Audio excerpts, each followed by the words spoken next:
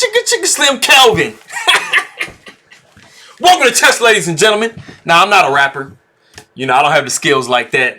You know, maybe I could, but I don't know. But welcome to chess, ladies and gentlemen. I appreciate you guys very much for stopping by. So, as you guys do know, we have, we had the chess Olympiad just got done getting played. So I have the game Ilia Smirin versus Wesley So taking out of round 5. And something that I want to mention that's actually super interesting is this is a type of a match where the age difference is really heavy. And Ilia Smirin actually got his Grandmaster title in 1990. So you guys that are familiar with Wesley So, he was born in 1993. So he got his Grandmaster title 3 years before Wesley So was even born. Craziness. But anyways, all my people that are coming from the Philippines, I would say mabuhay, maligayang pagdating sa my chess, ladies and gentlemen. Maraming salamat po sa nanonood ng my video. I appreciate you guys very much. Hello ulit. Mabuting pagbati, ingat lagi to you guys. I appreciate you guys very much for stopping by. Anybody who is coming from Israel or who does speak Hebrew, I will say shalom to you and toda. I appreciate you guys very much for stopping by. But if you guys are ready to go, let's see what we got for this game. All right, so we got the move e4, e5, knight comes to f3. We got knight to c6. We got bishop to b5. So immediately we have the Roy Lopez, also known as the Spanish game. This is what I played myself when I played e4. Not so much of an e4 guy now, but we do have knight to f6. And we do have the Berlin defense of the Roy Lopez. Super solid. It's also known as the Berlin Wall for those of you, that are familiar with the opening. We got castles by white. And then we have knight takes e4.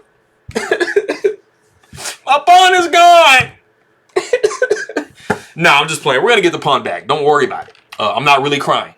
For those of you out there that are worried about me, I'm good.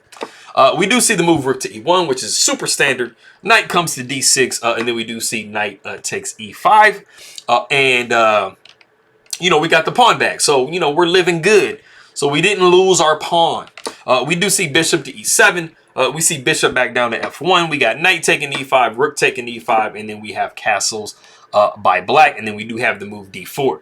Now, for those of you that are wondering, when we did get to this position here after knight takes e5, you might be wondering, okay, can I take knight takes e5 here in this position?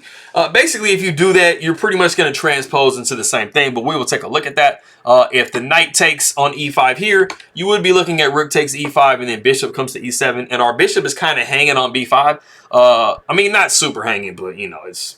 Anyways, we do see the move bishop to f1, castles, and then d4, and as you guys can see, we literally have the same exact position as we had a second ago.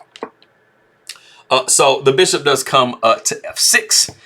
And then we do see the move rook back to e1. We got rook to e8, just encouraging a trade. And we see the move c3. Of course, we want to make sure that we cover this pawn just in case we see rook takes e1, which is what we see in the game. Rook takes e1, queen takes e1. We got knight back to e8. We see knight to d2, and then we do have the move d5. Bishop comes to d3, and then we have the knight coming back to d6. And it looked a little bit strange, like we just kind of backed the knight up and then moved it back again. But, we kind of have to do something about this bishop on c8 because it was kind of hemmed in. So, you either have this option or you have b6, which is not as good of an option. So we do see the move knight to f3. Bishop comes down to f5, encouraging a further trade. We see knight takes f5, or... bishop takes f5, knight takes f5, and then we do see the move bishop to f4.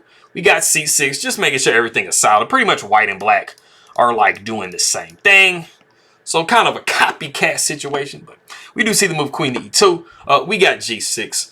And I mean, the thing about this opening, as you guys know, it is very, notoriously drawn. But I mean, it's not that black is always just trying to draw.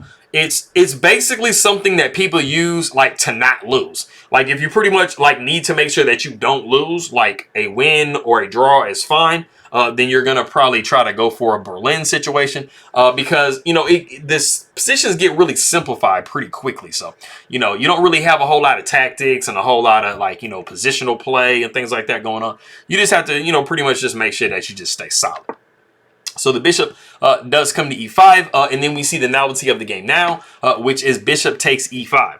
which is interesting because you think that somebody would have taken bishop takes e5 at some point in the past, but we've never seen it.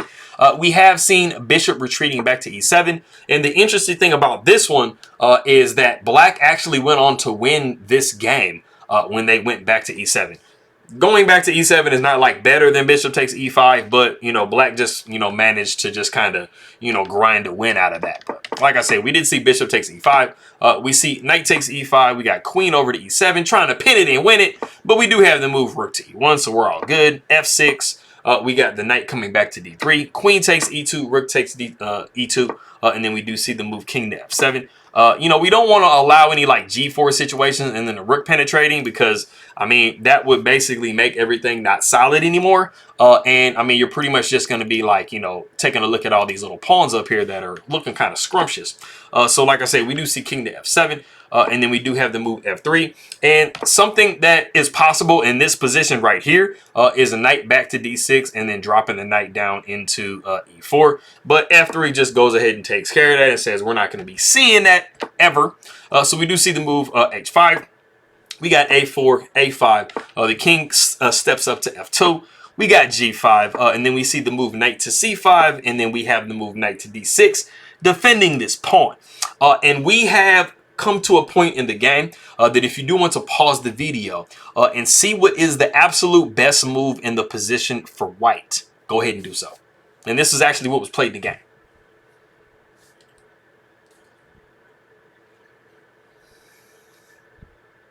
Okay, so basically it's not like, you know, anything that's crazy explosive. It's just pretty much like having the idea to try to remove the defender, you know, of the pawn over here. And that move is rook to e6 if you did think about that.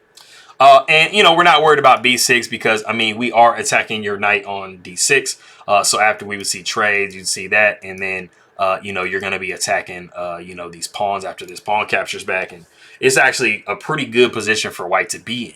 And there are a couple, there are actually like 4 or 5 different like logical moves that you can make in this position. Everything is pretty much dead even. We do have the ability, what we saw in the game was actually knight back to e8. So, I mean, you can't move this knight in any of these pretty much, you know, scenarios. Like if knight goes back to e8, you see like maybe knight back to c8, or even seeing knight to f5. You know, like I said, you cannot move this knight because, of course, you're going to be just hanging your rook for free. And you definitely don't want to go into that because that's the opposite of what you want to be trying to do. But after we see the rook coming over to e6, one of the variations that I thought was actually pretty interesting, you know, and it looks really, really great for white, even though it literally says triple zeros. I feel like psychologically this would be a really interesting variation to go into as white, and that would actually be the move rook over to d8 if black was to defend in this way, because they didn't want to move their knight and they don't really want to move anything else. They just say, I'm gonna go rook to d8. It is actually suggested to take on d6 with the rook, just completely give up your rook, and then after the rook takes back, the knight would be taking on b7, the rook would come, you know, somewhere, and then you would be taking that pawn on a5. And the important thing is when rook goes to a7 to attack the knight, you do have b4. And so, like I said, I mean, I think that there's a really nice imbalance here. So, I mean, because of that situation, you know, I mean, I think it has a little bit of play in it. You know, maybe you can kind of lock everything up over here on the king side and maybe shift the king over here to protect this one pawn. And then you have some movability with your knight, maybe kind of coming back and doing something like that. So, you know, like I said, I mean, you kind of have a little bit going on, but I mean, you do have this open file for this rook. So, I mean, both sides kind of have chances, but like I said, I think it would have been kind of interesting, you know, maybe to see something like that. And that would definitely be something that you could do. But going back to what we saw in the game, we did see knight to e8, like I said. We have a rook down to e2. We see the knight back to d6. We see the rook back to e6. The knight goes back to c8, just kind of varying a little bit. And then we do see the rook coming back down to e2. And then after we see the knight coming back to d6, you see the halves on the kings. They do agree to a draw in this position. They are, you know, basically repeating positions multiple times. And I mean, so pretty much like Wesley So kind of, I mean, I'm honestly not sure if he went for a draw in this game or if he just wanted to play as solidly as possible and just make sure that he didn't, you know, like mess up Team USA or something like that. But they did get into a draw in this position. But like I said, I mean, people, I don't think that they always play the Berlin to draw. They just literally just, you know, want to just be as solid as possible and not really take a lot of risk and literally make sure that they do not lose. And that is what Kramnik did in the 2000 match between Kasparov. And he ended up winning that situation, that match. So I appreciate you guys very much. Maraming salamat aking mga kaibigan and toda for anybody who is coming from Israel or who does speak Hebrew. I appreciate you guys very much, and I'll see you guys next time.